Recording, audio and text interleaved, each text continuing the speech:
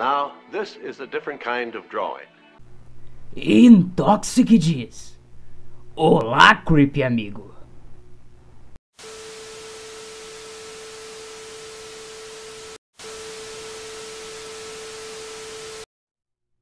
Já faz um tempo que eu não falo nada relacionado à corporação Disney.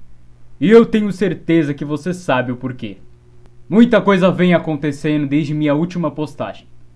Recebi um monte de perguntas e preocupações de pessoas que leram meu relato em primeira mão do Palácio de Mowgli, um resort que foi construído e abandonado pela Disney. Eu quero agradecer a todos que compartilharam pela internet. Infelizmente, ele foi excluído de alguns lugares, principalmente dos sites corporativos de grande influência, que foram facilmente intimidados por um poder maior. No entanto, para cada tópico deletado ou postagem de blog excluída, mais umas 100 surgiram. Isso é algo que eles não conseguirão enfrentar. Não há mais nada para eles e nem para mim. Eu definitivamente estou sendo perseguido. Fiquei 1 mês ou 2 isolado, paranoico. Qualquer olhar casual ou um pequeno sorriso em minha direção me causava desespero e até mesmo um arrepio atrás de meu pescoço.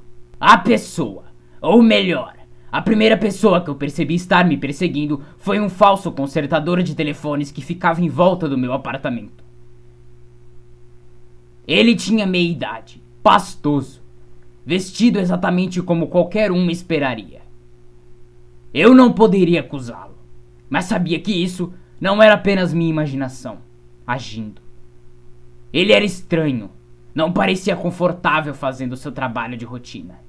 Um dia, eu segui ele de canto, mas rapidamente o perdi de vista. Quando voltei para casa, lá estava ele, me olhando diretamente nos olhos. Cerca de 10 metros atrás de mim, inexpressivo e frio.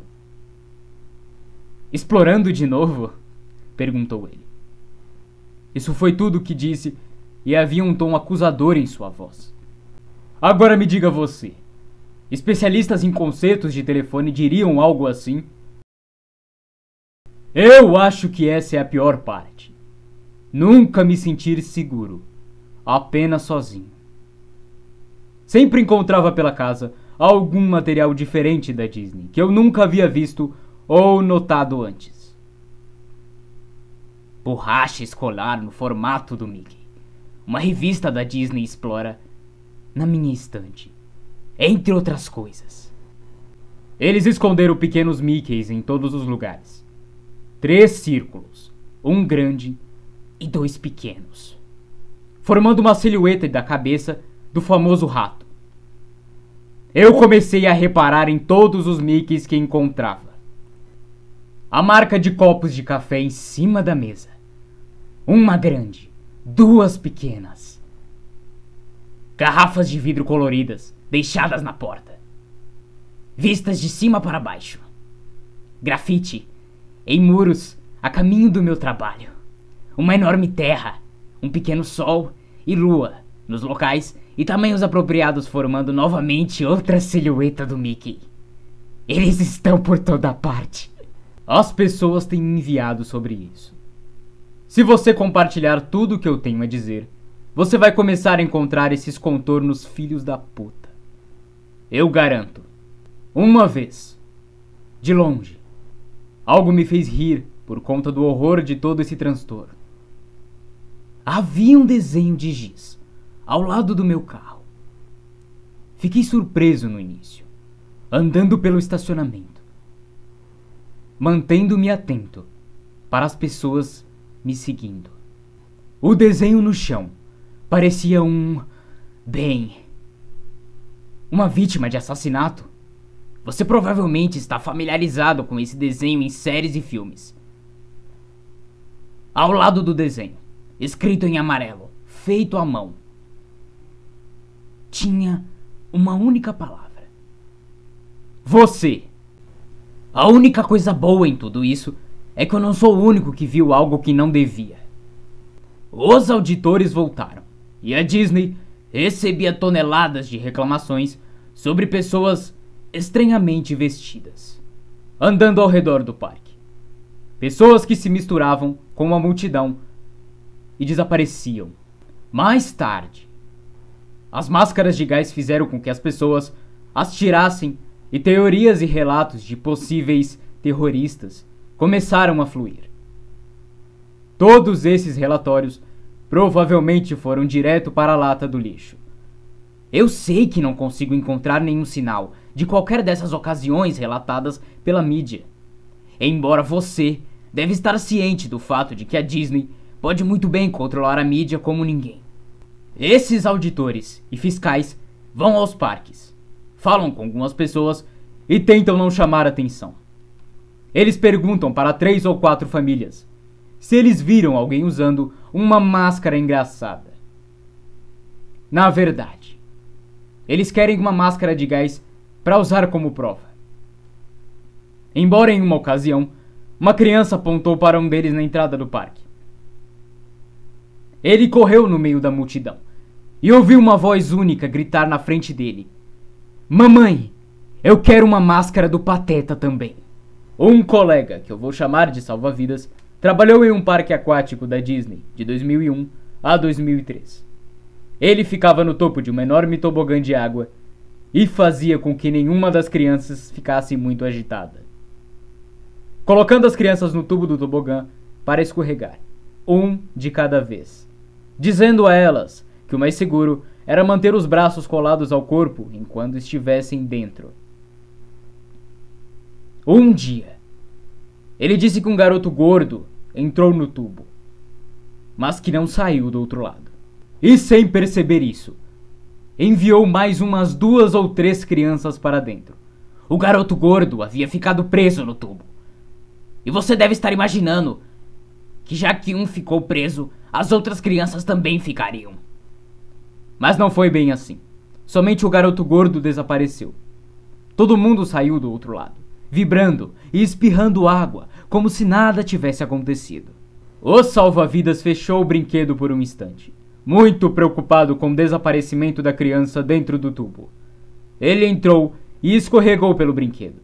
E o garoto não estava lá dentro. Antes que ele pudesse chamar as autoridades para informar o desaparecimento, splash! O gorducho finalmente saiu. Os membros da equipe puxaram o garoto para fora. Ele afundou, como uma pedra quando caiu na piscina. Sua pele estava azul e seus olhos arregalados. Tudo que ele dizia era: "Criança sem rosto! Criança sem rosto! Pare de me apertar! Pare de apertar!" O garoto estava bem fisicamente, caso você esteja se perguntando agora. Ele foi acarretado imediatamente ao centro médico. Quando o salva-vidas pediu para abrir o tobogã para saber o que havia acontecido lá dentro, ele foi ameaçado de demissão e, relutante, abriu o brinquedo novamente e voltou para seu trabalho de rotina. Daquele momento em diante, ele ficou mais atento sobre as crianças. De vez em quando eles saíam da fila, mas nunca algo tão sério como o caso do garoto gordo. Mas sempre com um olhar de preocupação. Com o tempo, tudo parecia ter sido algum sonho distante durante seu horário de almoço. Mas ele só queria descobrir o que era a realidade. Eu li outros e-mails com relatos estranhos como esse. Eu queria que eles compartilhassem sua própria história. Mas eles não queriam se expor dessa maneira. Então, não posso culpá-los. A Branca de Neve, que não era o verdadeiro papel dela no parque. Era outro personagem do parque. Você sabe o que acontece quando um funcionário fantasiado cai morto dentro de sua fantasia? Imagine como deve ser. Uma hora, tirar uma foto com o pequeno Jimmy e logo em seguida sofrer um acidente vascular cerebral fatal. Imagine. Um segundo mascote fantasiado na área teve que sentá-la no banco até outra pessoa assumir o seu posto, fazendo uma limpeza a seco e se livrando do corpo da melhor forma possível, a mais discreta. Durante todo esse tempo, os clientes não faziam ideia de que estavam se sentando juntamente com um cadáver para tirar fotos. Sinta-se livre para verificar os seus álbuns de fotos nesse momento. Isso foi ruim, mas um outro companheiro, que vou chamá-lo de zelador, enlouqueceu completamente. A Disney World e provavelmente outras corporações construíram uma série de túneis subterrâneos bem embaixo de seus pés. Vale a pena relatar 3 histórias. Tudo e qualquer coisa que você pode imaginar está lá embaixo, para uso dos funcionários. Eles são chamados de utilizadores, corredores de utilidade. Zelador me disse algo que poderia ser do conhecimento de qualquer pessoa, mas que mesmo assim foi novidade para mim. Walt Disney teve vários apartamentos construídos em seus parques. Há um bem acima do Castelo da Cinderela, outro em Piratas do Caribe. Eles estão em todos os lugares. Mais do que isso, há boates, um cinema, uma pista de boliche e muito mais. Tudo por trás das portas embutidas nas fachadas caprichosas que você provavelmente passou sem notar. O Clube 22 é uma dessas áreas escondidas. Se você tiver dinheiro suficiente para se juntar ao clube exclusivo, pois é, você não tem. Então terá acesso a ele e muito mais. O Clube 22 é o lugar onde vale tudo. A corporação Disney chama esses lugares de zonas escuras. São pontos onde os personagens se trocam e dão lugar a bebidas, drogas e, sim, sexo. Também tem as zonas brancas, com poucos corredores de utilidade, e as zonas cinzas, entre eles. O zelador também me disse que nem sempre foi assim. Foi mais um declínio lento e o abrandamento gradual das normas sociais dentro desse grupo de elite. A razão pela qual ele sabe de tudo isso? Você já deve estar se perguntando, não é? Sim. Ele fez a limpeza desses lugares. Depois de uma longa verificação de antecedentes e vários termos de confiabilidade, o zelador subiu de uma atendente de parque para um membro da equipe de limpeza da zona escura.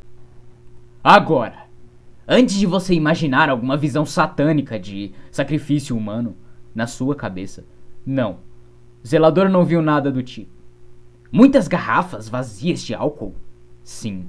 Preservativos usados espalhados como desinflados balões de ano novo? Oh, sim. Ele limpou muitas gotas de sangue, urina e vômito. A única coisa que ele pensava era a quantidade de jovens baderneiros que usavam esses corredores. Pelo menos é assim que ele via em retrospecto.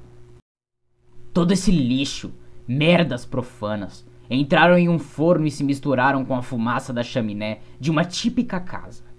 Se você já foi à Disney World, respirou pecado ultracondensado, pode ter certeza disso. Reforçando essa informação, tem outro cara que eu vou chamar de Hammer. Hammer me enviou a moda antiga, mas eu não sei bem quando ele conseguiu o endereço de minha casa.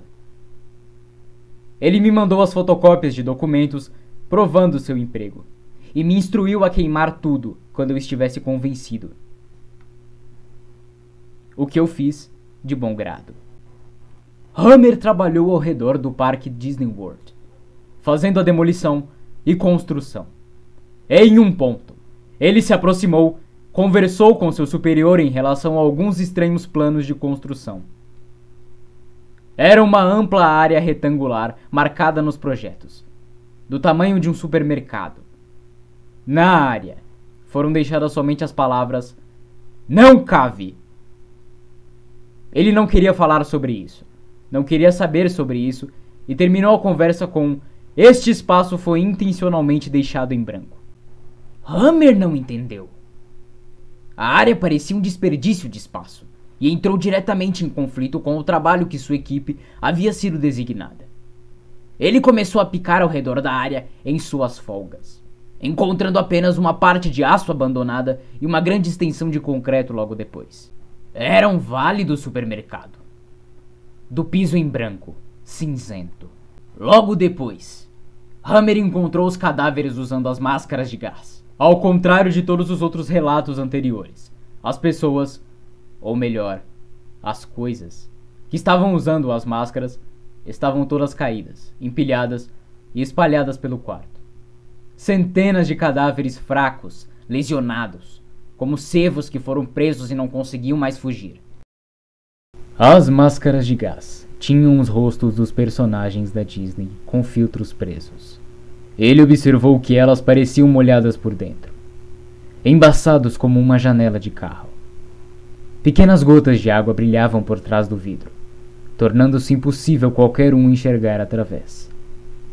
Indo mais longe, Hammer começou a fazer perguntas de todos aqueles que já trabalharam no parque por uma década ou mais. Ele bateu em passes por toda parte, até que ele foi direcionado para Aida, uma mulher idosa que trabalhava em um restaurante na rua principal. Ela tinha estado lá desde o caminho de volta, e embora ninguém tivesse coragem de perguntar diretamente, todos sabiam, ela tinha muitas histórias terríveis para contar. Hammer perguntou sobre o espaço vazio, e em seguida, sobre os clientes mascarados. No começo, ele pensou que iria receber um "não sei" como resposta. Ela estava quieta, estranhamente quieta. Room Zero, ela resmungou. E em seguida, colocou a mão em sua boca como se tivesse falado algo que não deveria ter dito. Ela não olhou para o homem durante toda a conversa. Room Zero, ou quarto zero. Era mais outro quarto escondido, como os apartamentos e o Clube 22. Entretanto, seu tamanho e sua profunda mancha sobre o parque está localizado para além de qualquer uma das zonas escuras de diversão. Era um abrigo contra bombardeio aéreo. A sala era abastecida com alimentos suficientes para o número médio da quantidade máxima de pessoas dentro do parque. E abrigava um quarto menor ainda, conhecido como Quarto do Pânico, para os superiores da Disney. Durante a Segunda Guerra Mundial, realmente máscaras de gás oficiais da Disney foram produzidas para crianças, em caso de ataque. A ideia era que seria menos assustador para as crianças se o rosto do Mickey fosse estampado sobre um dispositivo de segurança em tempo de guerra. Sim, eu sei os problemas óbvios disso. Durante o susto da Guerra Fria nos anos 60, foi quando foi construída a Disney World. O Room Zero foi abastecido com máscaras semelhantes também. Se eles não se preocupassem com os medos das crianças, ou apenas fossem insensíveis, talvez não tivesse acontecido aquilo lá embaixo. Além do mais, algum gênio decidiu que as crianças não ficariam tão assustadas com as máscaras de gás se seus pais também a usassem. E assim, todas as máscaras, adulto e criança, foram feitas para cumprir com esta norma louca. Aida o descreveu como tratar uma ferida com suco de limão. Nada disso explicava o que Hammer havia visto. Não só as aparências aparentemente sobrenaturais das pessoas, mas também o quarto esvaziado lá dentro. Eu estive lá, explicou ele. Só há um piso de cimento e 4 paredes na Room Zero. Não! Aida abanou a cabeça e cobriu sua boca, abafando um soluço. Você esteve em cima da Room Zero. Aquilo foi planejado perfeitamente.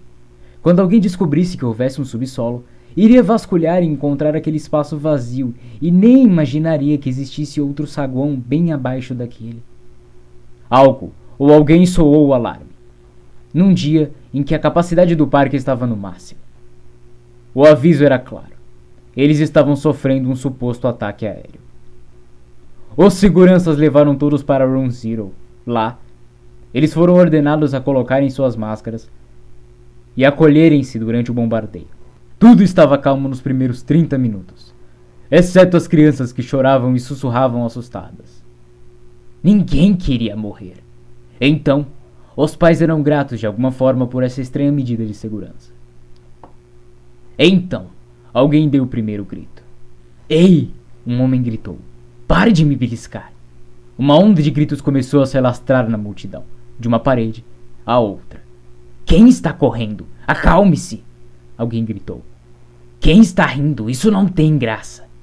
Oh, quem pisou no meu pé? Apesar dos guardas de segurança pedindo para manterem a calma, a multidão ficou ainda mais agitada até que, finalmente, depois de quase 1 hora de loucura, as luzes se apagaram. Todos morreram. O que veio em seguida só pode ser descrito como caos. No escuro, Somente as paredes dos jovens e os gemidos dos adultos podiam ser ouvidos em um maciço linchaço que sangrava nos ouvidos de todos dentro daquela câmara de eco negra. Um grupo de membros da equipe e alguns poucos funcionários conseguiram atravessar a porta, dispostos a enfrentar a guerra acima, ao invés da insanidade abaixo. O que eles encontraram, porém, foi um parque temático desolado, ainda intocado. Não havia ataque nenhum. A música continuava a tocar, ecoando pela cidade de contos de fadas em silêncio. Ao retornar a Room Zero, os poucos que ficaram no topo da escada na escuridão se levantaram, não ouvindo nenhum sinal de batalha anterior. Havia apenas o silêncio. Aida desceu as escadas, apesar da mendicância daqueles que deixou acima. Ela alcançou as portas reforçadas, agora inundando na escuridão e ouvindo apenas o zumbido nos ouvidos. Uma única voz saiu da escuridão. O eco tornou impossível dizer se a voz rouca veio da parte de trás do abrigo ou se foi bem na frente de seu rosto. Feche a porta, querida. Você está deixando mais frio aqui dentro. Dominada pelo terror, ela fez exatamente isso. Dentro de dias, a coisa toda, abrigo, escadaria, tudo, estava coberto com os pés em cima de pés de cimento.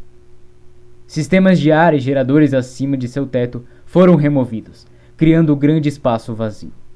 Eles ainda estão lá embaixo, disse Aida para Hammer. Com quem quer que fosse, de alguma maneira. Eles não estão mortos. Você pode notar que o único nome verdadeiro que usei foi o da Aida. E, infelizmente, ela faleceu logo após contar sua história. Queda acidental, supostamente, depois de sair da cama para acender a luz. Uma adoradora de seu antigo emprego, o jornal local publicou, devido às várias silhuetas do Mickey que foram encontradas em sua casa. Silhuetas que não estavam lá quando visitei o local após o acidente. E as silhuetas que estão começando a aparecer em meu apartamento.